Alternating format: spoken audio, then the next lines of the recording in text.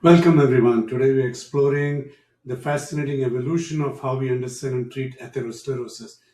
We're going to trace the journey of this disease from historical epidemiological observation made on the streets of London all the way to cutting edge genomic therapies. Let's dive in.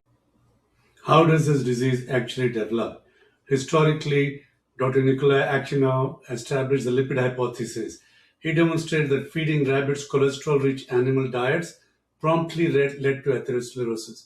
Modern science has moved beyond lipids. We now understand the inflammatory hypothesis. Atherosclerosis is a chronic immune driven disease of the vessel wall. As the saying goes in modern cardiology, LDL cholesterol loads the gun, but it is systemic inflammation that ultimately pulls the trigger. In 1953, Jerry Morris conducted a pioneering study on London transport workers. He compared sedentary bus drivers to conductors who were highly active, constantly climbing up and down the stairs of double decker buses. The finding was striking. The active conductors experienced roughly half the rate of heart attacks compared to the drivers. This landmark observation confirmed that behavioral factors profoundly modulate our cardiovascular risk. Thus, you could say that LDL loads a gun, but inflammation pulls the trigger. To stop plaque progression, we have to look at the whole patient.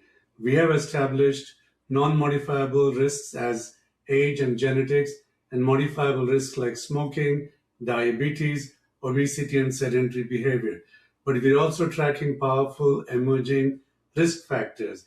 These include elevated lipoprotein little a and age related clonal hypothesis, chip inflammation.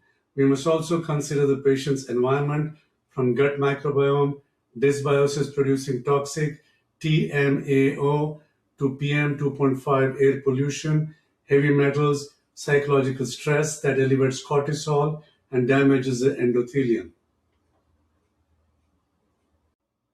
How do we accurately measure this disease? Traditional risk factors often miss subtle changes. Today, we use quantitative coronary angiography to invasively measure luminal geometry and coronary CTA for a non invasive look at the total plaque volume. Crucially, our preferred endpoint for measuring treatment efficacy is non calcified plaque volume. Why? Because non calcified plaque represents the active, vulnerable, lipid rich lesion. It reflects our treatment effects much better than inert, calcified plaque and correlates strongly with future clinical events. We know exercise is medicine. In patients with stents, those completing cardiac rehab show significantly less late luminal loss compared to controls, meaning it delays restenosis. But there's a fascinating nuance when you look at athletes like in the Mark II study.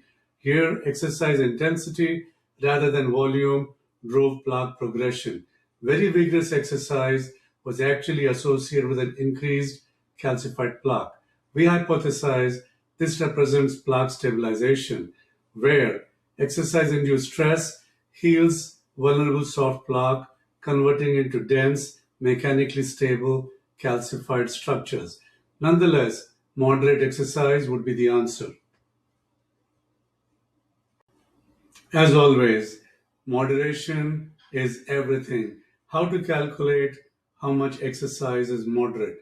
Please refer to the figure provided with some simple calculations that will help you understand how much you should exercise. As our understanding of the plaque ecosystem grows, so does our arsenal. Beyond statins, we now have advanced lipid lowering therapies, PCSK9 monoclonal antibodies, RNA silencer inclisiran provide massive, long lasting LDL reductions. Bempedoic acid offers an oral, non statin alternative. And for those genetic risks we mentioned, pelacarsen promises to be the first targeted therapy to lower lipoprotein little a. And CRISPR gene based editing is already in the trials. We are truly entering the era of precision cardiovascular medicine. To summarize, atherosclerosis is a complex interplay of lipids, inflammation, and environment. By utilizing advanced imaging endpoints like non-calcified plaque volume, we can accurately assess disease activity, whether through structured cardiac rehab that stabilizes the plaque or through next-generation RNC silencers. Our goal remains the same. We must identify the vulnerable patient, reduce systemic inflammation, aggressively lower lipids. Thank you for watching.